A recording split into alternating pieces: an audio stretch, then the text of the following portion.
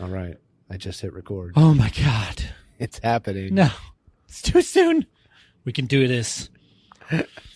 I believe in us. I think we have the power. I believe in us too. All right. That's unanimous now.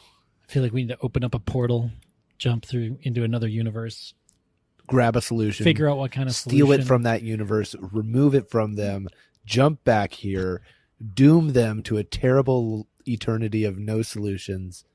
That's what we do here, right? I thought solutions were non-rival. I thought if they just gave it to us and then we could use it and they could continue to use it. I want to steal solutions. I want to steal them from other people so they have nothing.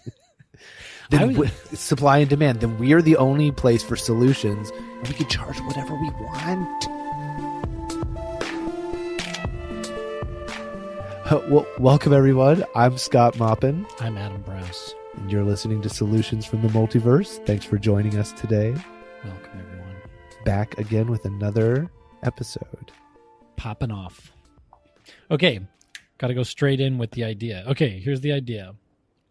So it's kind of hard to say it in one sentence, so I'll just say like a few sentences. Okay. It was bad that Russia invaded Ukraine. They shouldn't have done that. I feel like I'm not going on too much of a limb with that one. So far, yep. The efforts we've taken to like fight Russia have not actually worked very well. And it's still a war. It's still going on. Mm-hmm. Things are bad still. I think we did it all wrong, and we could have gone a completely different way that is kind of crazy, and it would have been way better. And I call that the Russian charm offensive. So what we did is we said, okay, we're gonna do sanctions against Russia. Mm-hmm. We're gonna seize their foreign investments, seize their central bank investments outside of Russia, and do these huge sanctions. Even Europe blocking buying Russian natural gas and America blocking buying natural gas and oil from Russia. Anyways, so the question is, what could we have done differently, or what could we do differently now? And I think the main kind of dynamic is this charm offensive. Yeah, what's the charm offensive? The charm offensive is to use charm as a weapon.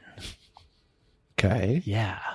This is like being debonair to death.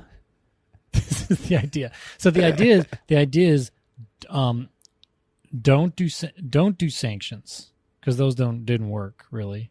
Russia's only actually gotten wealthier because the oil price is so high because of the sanctions. And they've been preparing for years for sanctions, so actually it didn't really affect them that much to do sanctions. And and then instead of being anti-Russia, be anti-Putin, pro-Russia. This is the charm offensive. So like, we should be pro-Russian culture. We should be like celebrating Russian music, Russian literature, we should like invite, like the New York Ballet should invite on an all expense paid tour, the Russian ballet to New York to come and do a ballet for everyone. And at the beginning say, welcome to like New York. We welcome you and like love Russia. And we love Russian ballet. And we're so glad you're here. And we stand against Putin and his invasion of Ukraine, but with the Russian people. And by using culture, you can actually win over the Russian people to the Western side and actually hurt the Putin kind of cadre, kind of junta. Yeah. But what we did is actually we pushed all the Russian people into the Putin junta's hands by putting sanctions that largely just cost Russian people money, and actually prove to them that Putin's propaganda that we like hate them, which is crazy. We don't hate Russia. Like, I'm studying some Russian painters right now. They're incredibly beautiful paintings. I admire their paintings. I don't like Putin, but like we can love Tchaikovsky and not like Putin. So do you see what I mean? Yeah. So in a stick and carrot type approach, instead of the stick where you have the sanctions making the people mad enough that they grumble up the chain to Putin, you're doing the carrot version where you're kind of like separating the Russian people from the leader, and you're saying, even though the message you're getting from your top down is that America wants every Russian dead, the real thing is we just want Putin out of there because he's the problem he's the bad driver of your bus, and Right. we like you guys a lot Right. instead, and that Right. would have a different effect. And the opposite is what has happened because we took the leaders, political leaders. I'm not trying to blame Biden. I think this was a lot of people on the kind of foreign affairs groups were like, yeah, we need to put up sanctions. We need to do all this stuff. Mhm. I didn't see a single voice say we should invite the Russian Moscow ballet to New York. Nobody said this. Right. That's why we're on this podcast and not a foreign affairs podcast who, Right. But I think, I've met a few Russians, and this would have had a tremendous psychological effect on them if they knew that there was all this charm offensive going on where we were like, somebody like across the country, universities all said everyone should like read War and Peace right now because look what Russia's doing to Ukraine. We should read War and Peace because War and Peace actually teaches you the foolishness of invading another sovereign country. That's what the point of the novel is. It's not Napoleon invading Russia and how big of a jerk Napoleon is for doing that. It's a perfect book to read at this time. So if across the whole country in America, university leaders and other kind of media leaders and government leaders were like, everyone should take a page out of Tolstoy's book. Everyone should be reading War and Peace right now in solidarity with the Russian people. I swear to God, Tolstoy cuts so deep into the Russian culture. Yeah. This would be one of the most powerful psychological blows you could effect onto the Putin regime would be to promote the reading of War and Peace in America today. Also, if you can get a bunch of people to start reading a classic like War and Peace, that alone is a humongous magic trick with the American people. But even if you just say, read War and Peace, or even better, NPR or somebody is going to put on War and Peace, the book just reading. To highlight Russian exceptionalism, yes. and, the good things instead of focusing on the current negative, What are the things could you do for the charm offensive? I was thinking because they love ballet, they love, they have Russian like Tchaikovsky and music. And then they have their literature. I don't know what else.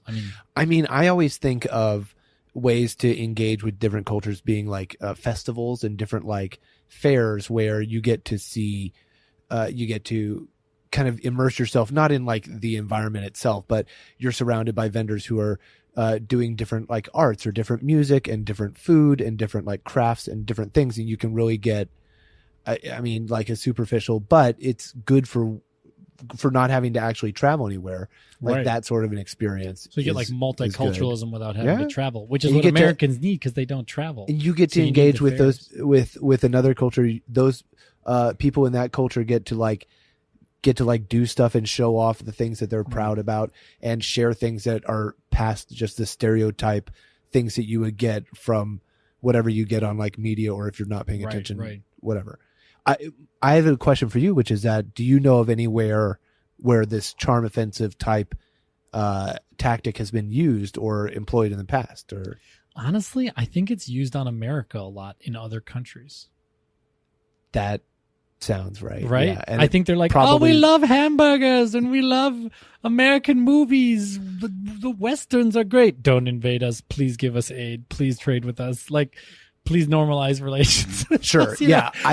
There's a lot of that probably on the world stage, just kind of like sucking up, where they're like, sucking up. Yeah, just coming in. But you don't. But I guess your question is, when has it been like explicitly against the government, but explicitly for the people? That's really, that's a good question. Yeah. I can't think of an example right now. I feel like when people do international stuff, especially international conflict, our brains just turn off. We just become like cavemen, like because it should have been used more, like Iran is the perfect example of this. Like, Iranian people are lovely. Iranian people are, if you meet Iranian people, they are so lovely. They're so educated. They're so great. Like, they have a very excellent, sophisticated, modern society. Yeah. And yet we treat them like their government, and their government are a bunch of, I don't want to get like a fatwa, but their government is like this, religious fundamentalist. Like, it's as if Marjorie Taylor Greene like won and took over America. That's what Iran is like. We should have solidarity with them and like pity them and like, I mean, maybe I've been extremely lucky, but what I've found whenever I've gone out of the United States into other countries is that they're all full of everything, like they're full of wonderful people and wonderful places and just, like the whole gamut. Everywhere is, I think everywhere is kind of the same, like in a lot of ways, everywhere is the same, even though it's so different. There are a lot of analogs that are the same in many places. It's harder for us to do an Iranian charm offensive, although I honestly think we should. I think it works for all of these cases because what it does is it diffuses their demagoguery, because their demagogic leaders can only continue to have power because they can say, "Oh, look how bad America is. They hate you. They hate us. They hate Islam," and so they can drum up people to support them. But if we were like, yeah, Islam's great, we're like actually all celebrating Islam in a multicultural way, but like saying this is great, this is fine. Instead, then the demagogues would be completely turned around. Now in America, it's probably not feasible to get a bunch of people to celebrate Islam, but it is feasible to get people to celebrate Russian art and music and literature because we already do. It's part, it's already in the it's already in the university literature departments and on people's bookshelves and in people's record players. And, people already know, people go to the Nutcracker. That's Tchaikovsky. It's Russian, Yeah. I mean, one of the problems just naturally with this sort of thing is that the moderate voices who are fine with stuff are not the loudest ones ever. It's the people who have strong radical feelings who are like, we hate this. Those are the people you hear, and you never hear a chorus of people being like, we're fine with this, because that's not something you chant, But you could still be. I mean, I'm like this. I'm vehemently. I mean, Putin is just a mafioso bully. He's as if Donald Trump won and then he did stop the steal and succeeded. The coup at the Capitol succeeded, and Donald Trump was reinstated as president. That's kind of like what Putin is. So we shouldn't. Would you want everyone in the world to hate you because Donald Trump won the stop the steal coup? No, right? You wouldn't want that. No. Right? You would want people to say America's still a good country. Yeah, the people of America not to deserve freedom, and Donald Trump is the jerk. Donald Trump is the anti-democratic jerk. Well, I mean, when I lived in Japan for a number of years, I lived there when George W. Bush was president, and there were times when like people yelled at like myself and my roommate about George Bush, and we're like, we're not there. I agree with you. Yeah, exactly. I am here with you, but I could take it in because I'm the front facing aspect that you can interact with right now, But charm offensive. I mean, I always think it's being nice and kind to people and compassionate is never the wrong way to go. So I'm always gonna kind of be tempted to go on that side of things. So I'm not a hard sell on the idea of a charm offensive, but I can see some people not wanting to give up the Hawks. Yeah. It's like the Hawks and the Doves. Sure. So you're saying the Doves would like it, but the Hawks would be like, no, we've got to be like, portray strength or something. I think some people definitely get a hard-nosed line where they're like, enemy is our enemy, and we hate everything about them and everything that could ever be. That's so 1984, right? That's so like, very Eurasia's always been. Well, a lot of the people who were brought up and that was their formative years are now older and like voting age. So I want to go like ultra hawk. I want to go like above the dumb hawks who are just like, I hate the enemy. I want to go like above that and be like, no, we want to win. Yeah, you're like 3D chess. Yeah, you're 3D chess. Like, I don't even, I do hate the enemy. The enemy is Putin, and anti-democratic authoritarians all around the world are my enemy and should be America's enemy. How do we defeat them? Well, guess what? By doing this strong arm stuff, this sanctions and this kind of, that actually just strengthens them. You're literally just like shooting yourself in the foot before a foot race, right? Before a marathon. If what I'm saying is hawkish, it's just 3D chess hawkish. It's like, oh, dang. And Putin would hate this. Like, Putin would wake up with nightmares if the university provosts all over the country all said everybody should read War and Peace because we stand in solidarity with the Russian people and against Putin's unlawful war in Ukraine. That message would be so much stronger than what did happen, which is, for example, they canceled the Russian symphony from touring in the United States. And they're just like, you're Russian. Said, oh, no, you're Russian. You're out. People aren't. And that's that's the kind of thing that now how many people all hear that Russian propaganda news can put, the Americans, they refuse to even have Tchaikovsky come or whatever, the symphony. And they were going to put out bad stuff about America anyway. We're just saving the writers from having to do any work whatsoever. Yeah. And for them to not have to lie because they can just tell the truth. True. They can say, they do seem to hate us. It seems like we have kind of ignored the inside of Russia people aspect of it in a lot of ways, where we're focusing on the inside of Ukraine people aspect, or I know that a few countries that were bordering Russia were like watching them invade a country next door, and they were like, oh, we're a country next door, why don't we join NATO? And that's a development that Russia was like, oh, we're not happy about that. Things are happening on a global geopolitical scale, but the people inside of Russia right now, I don't hear a lot about what's going on or what, it's just kind of like blanket Russia bad, Putin bad, Russia equals Putin, Putin equals Russia. Exactly. It's a total false equivalence. Total false equivalence. The same way that if Donald Trump had won the Stop the Steal and January 6th, he had reinstated himself as president, and then that's exactly the same situation. To imagine that everyone instantly in the country turns into a person on board with that. Exactly. Yeah.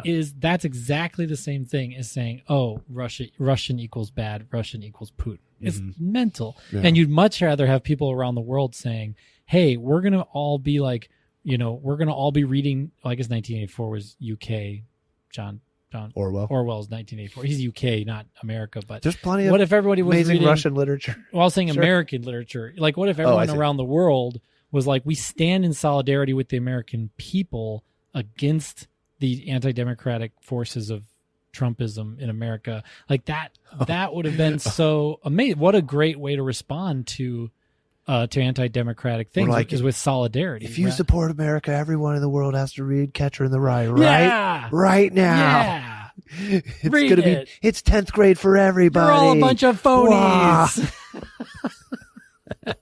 This could just be a low-key way to promote reading worldwide. Yeah. That we're just trying to, it's a worldwide literacy program disguised as an anti-war initiative. Whoa, that's deep.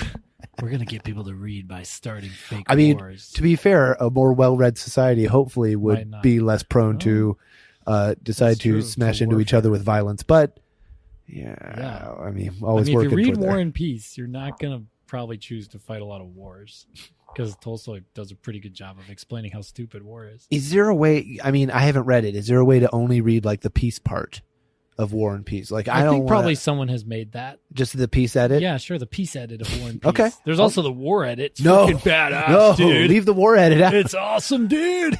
Check out the war bits. I had to read that in college, and everyone had to read it, men and women. And it was interesting. Like, is a little gendered, but the women would be like, the salons, these amazing Russian salons where there's all this intrigue and people are falling in love, and the women love that. And then the war parts are like cannonballs blowing up and killing everybody and horses getting their heads chopped off and stuff. And the guys are like, the war parts are really great. So there's something for everyone is what I'm saying. They're like, there's something for everyone. Oh, what are you reading? You're like, I'm reading War. And they're like, oh, War and Peace. You're like, no, I'm just reading War. Just War. Just War. I got the war edit. Pick that. It's a fantastic book, actually. Like, people are kind of intimidated by it, but I wouldn't be. It's a thick one, right? I know, but it's not. I wouldn't be think about like Harry Potter. It's like that. It's like think about Harry Potter. It's like 3 of the Harry Potter books stacked together. Okay. You wouldn't be scared of reading 3 Harry Potter books. War and Peace is just the same thing. And short chapters. There we go. Which is critical. War and Peace is the same thing as 3 Harry Potters. It is, basically. I honestly think it's not too bad. Who is the War and Peace Voldemort? No, Napoleon. Oh, okay. Yeah, Napoleon is Voldemort. Napoldemort. Napoldemort. Excellent. Voldepolian. Voldemort. Okay, that's better. You think that's better? No, you hit it right first time. Napoleon. Yes, that was correct. Where else could we employ charm offensives in today's world? Honestly, Russia's a specific case where it could work because we already have so much Russian culture in our culture, especially high culture. You know, I'm learning about Russian painting, which isn't well known, but it's actually really tremendous. I don't know why. It might be because of the Cold War. We don't know as much about it, but Russian art is like stunning. Like we had like in the West, we had like Monet and Van Gogh and stuff. It turns out the Russians had a whole other group of painters that were like, they painted differently, but they painted really well. And then they had this like Stalinist crackdown that sort of like pushed them all down. And the Stalin was like, you can't paint like that. You know, you have to paint just Stalinist revolutionary art. And then that stuff was like really technically well done, but it had no soul because all the artists were just like, literally, you'll go to the gulags if you don't paint this way. Yeah, that is what I think of when I think of like Soviet era art, you know, like that sort of aesthetic. Yeah, it looks like Norman Rockwell, but with Stalin in charge. Very dystopian. Yeah. Or just like, welcome to my dacha. I am strong Russian man. I will be, I will kill the I'm great class friend. Have you met my friend Zangief? He is excellent street fighter. Right. And that's like, here is my wife. She wears handkerchief on head and classic Russian dress, and she is very good at chopping wood in the dacha. And it's like, what? This is crazy. Everyone's like starving. Stalin is like starving out. Meanwhile, his wife is like, I wish he would chop the wood. I don't want to be good at chopping wood. This is not what I signed up for here. So then there was, this is getting into like inside baseball Russian art, oil painting, but still it's kind of cool. Then after the Stalin regime sort of fell apart, then there was this total reemergence of Russian art that we didn't have in the West. Like we just had the Impressionists were fighting against basically the kind of stodgy sort of academic bourgeoisie art of the early 1800s. And then after that, it was just pure freedom. Like you could just paint it however you wanted. And we had, Pollock and people splattering paint and modernism, covering their bodies in paint and crawling over the canvas. And get to the limits. Right. What is art? What's not art? But the Russians had this like opening in the 1800s, just like the Impressionists. And then they had this closing, Stalinism, then a reopening. So they have this very interesting art that with these kind of two breakthrough movements, anyways, really great stuff. Obviously, I would think it would be so cool for us to, as part of the Charm Offensive, have more Russian paintings that are being viewed or art exhibits seen on social media. Even a lot of this Charm Offensive could be on social media. People could be sharing their favorite Tolstoy quote, their favorite Dostoevsky quote, their favorite Tchaikovsky piece of music, their favorite painting, oil painting by a Russian. The things you're talking about seem like aimed at an older demographic for this Charm Offensive. No, I'm not to be offensive. What are you saying about me? I'm not saying anything about you. I'm just talking about paintings and symphonies and war and peace classic literature. I'm trying to figure out. Okay, let's go young. What's our young Charm Offensive?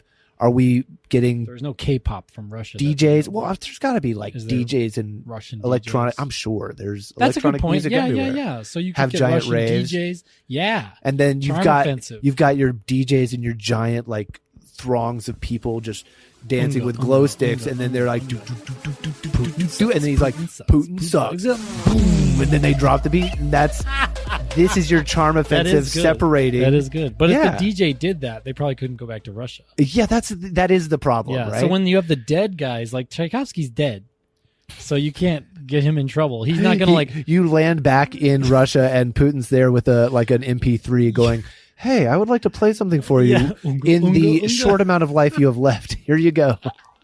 No, I think... Yeah, don't stand next to any, hospital windows and, don't drink tea that's been given to you. The list of that you didn't make yourself, Well, what else can we... But you're right. You're totally right. It can't all just be, classical literature. It's that's insane. We're just not going to hit all the... But all then the again, we live in a gerontocracy. I mean, honestly, the most powerful people in America are 50 and above.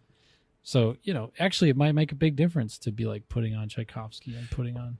You're right though. We might need a reality show on. But again, if they're alive and they're Russians and they ever want to go back to Russia, they cannot be involved. So we have to say, part of our Charm Offensive is us going, we don't like Putin, we do like the Russian people, and then the Russian people have to be like, we don't like you, we do like Putin, wink, wink.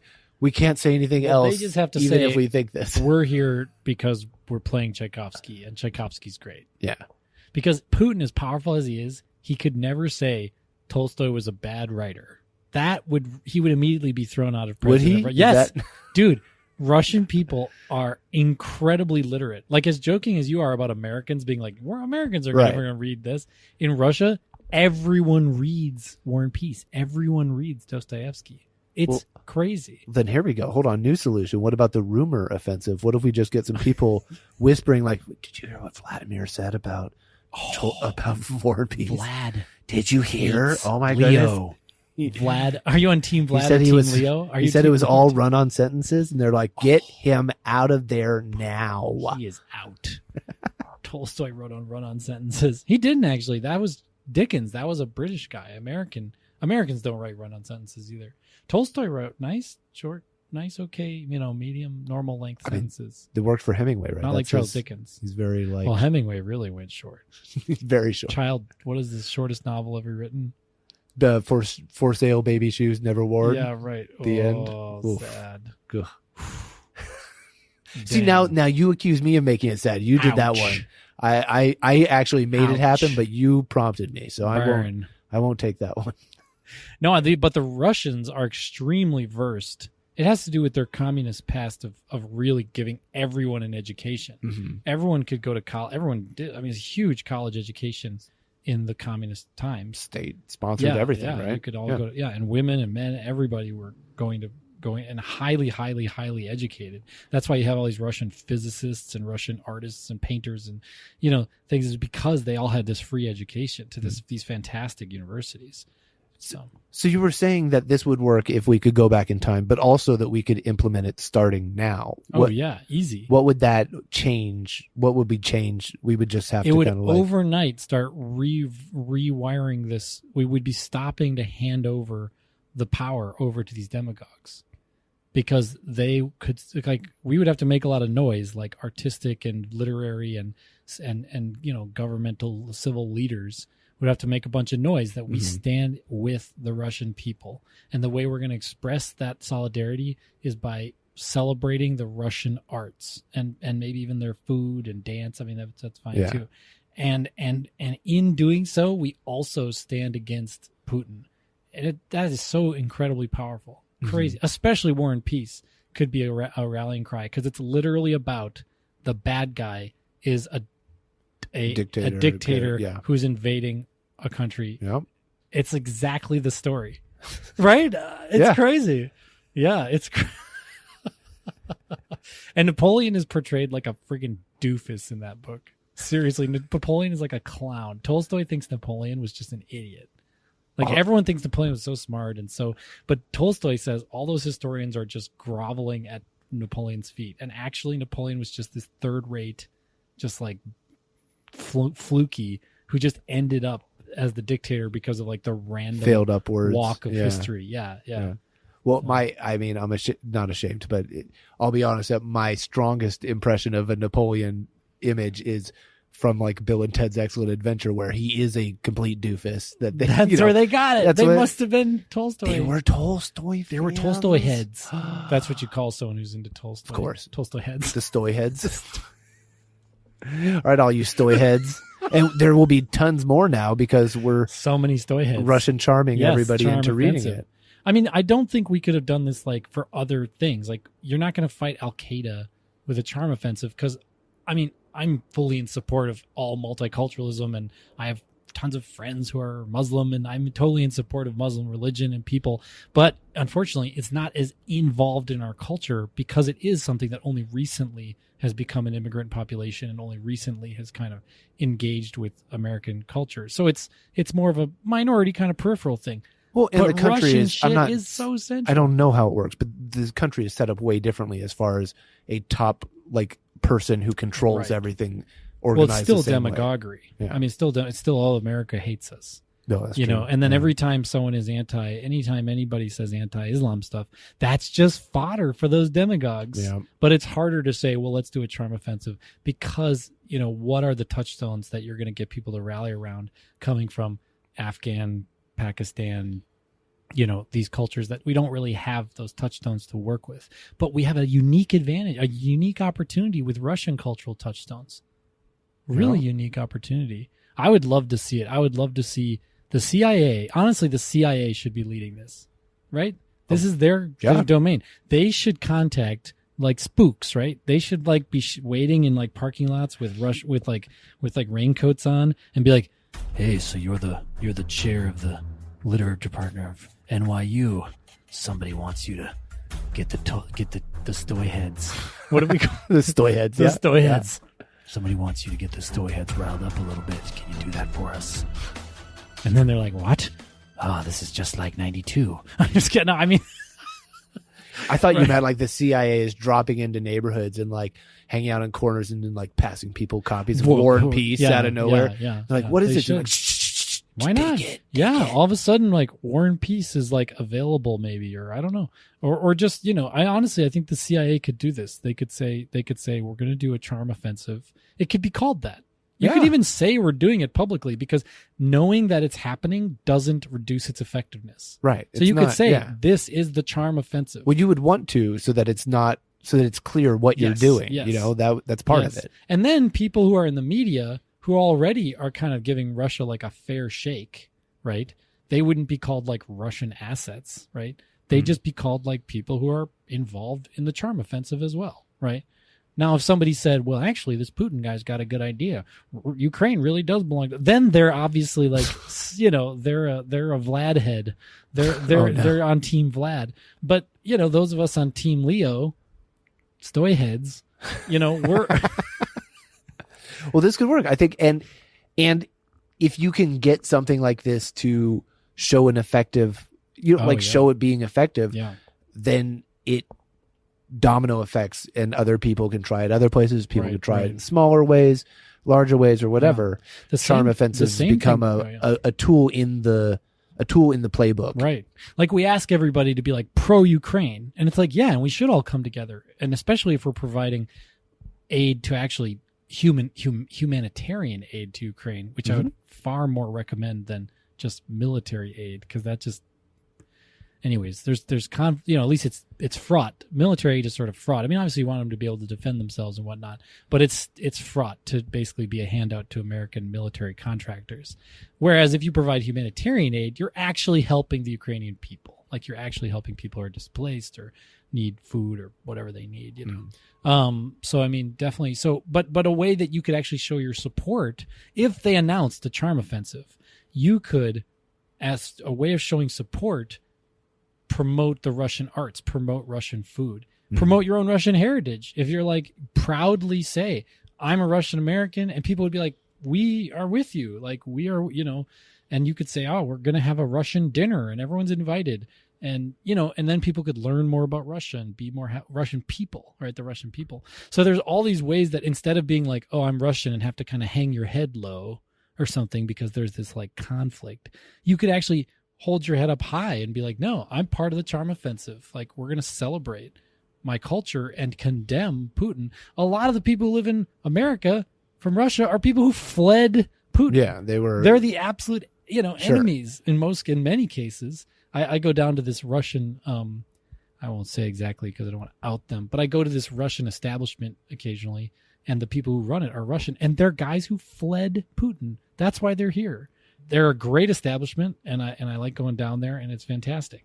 And they openly are like, we don't like Putin because he's a jerk. He took all our land. He took all our money, you know, because he's just a kleptocrat and he stole a lot of people's money. They're like, we're the most intimately familiar with how much that guy sucks. Right. And so those guys have to like hang their head low. No, they should be like saying, we're the tip of the spear in America, you know? Yep. We could do it with China. We could also do it with China. Because there's a lot of Chinese food that we know about, right? There's other things about China that we could learn that people I think are open to learning, because I think Chinese culture is very attractive, very interesting. And China's one place where sanctions are really tricky because we can't be like, haha, we're not sending you any of our stuff anymore. And they're like, we're not you weren't in the first place, buddy boy. That was going the other way. Well, we're not sending you any stuff, and our entire society collapses in on itself. So we're going to need different tools. We're going to need different tools in that situation, no matter what. So the Chinese charm offensive, I think, could be really interesting. We could all go to that Chinese acrobatic show that they try to get everyone to go to. Shenyun? Yeah. We could all I would see that. That looks fair. I've been to Chinese acrobatic shows before. They rule. Yeah, I know. I would always do that. I know. Anybody doing stuff with their body that I have no chance of ever doing with my body, totally, it impresses me to the max. I mean, every time. But the Chinese Russia, I mean, we're seeing conflict with Russia right now. Charm offensive, I think, would strengthen the whole. We could continue to give aid to. I'll just say we can continue to give military aid to Ukraine. They could still be doing a great job on the military fight. Yeah. Russia could continue to be screwing up their supply lines, and their military could be like handing over their guns and running away and stuff, which is what you hear about. But we could also then disarm the demagogues if we did this charm offensive at home.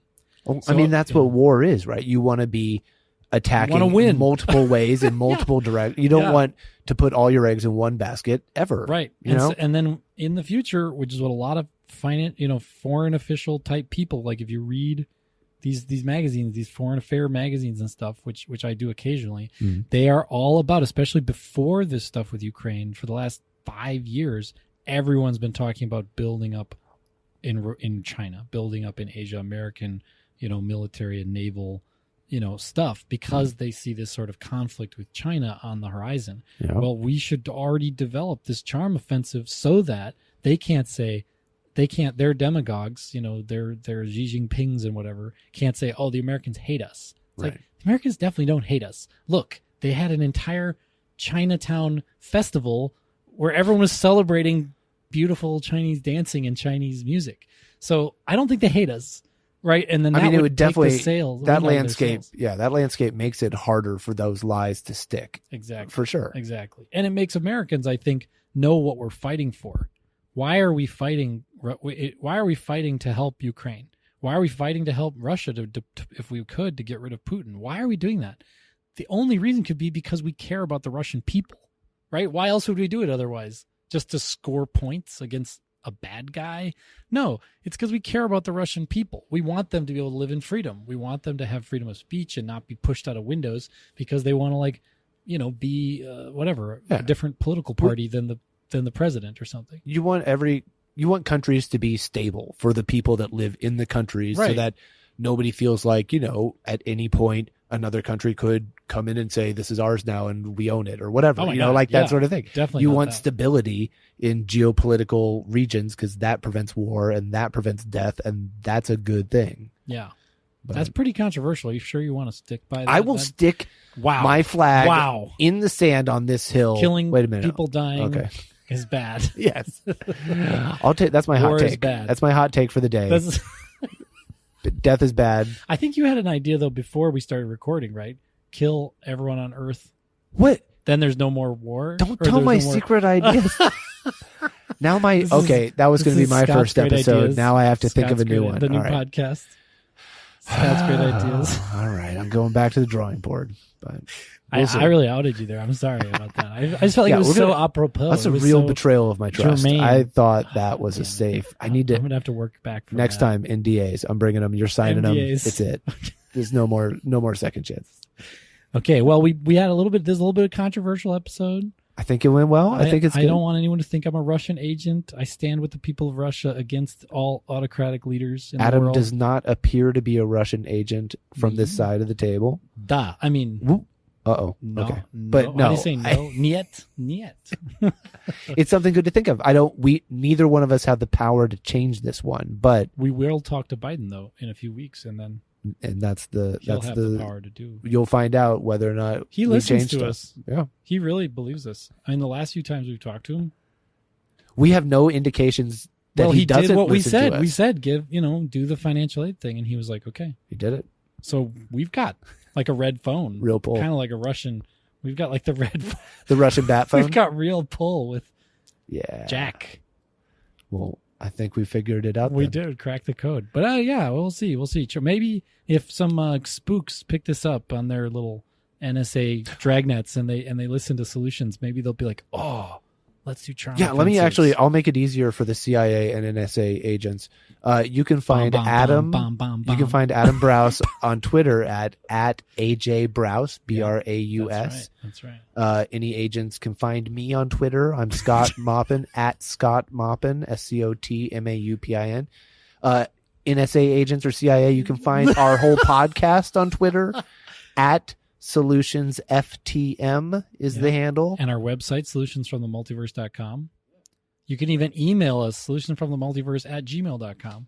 Lots of avenues open. These international men of mystery are going to be able to access us no problem. By next episode, we'll have an entire vulnerable friend group of agents. Look at all these great who are tweeting, emailing, and messaging back and forth with.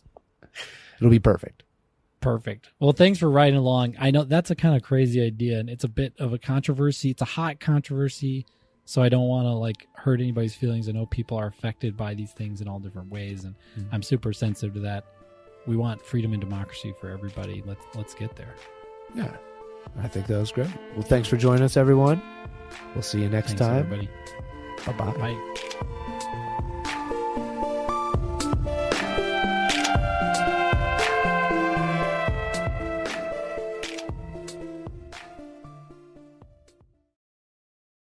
Hey there, thanks for listening to that episode of Solutions from the Multiverse.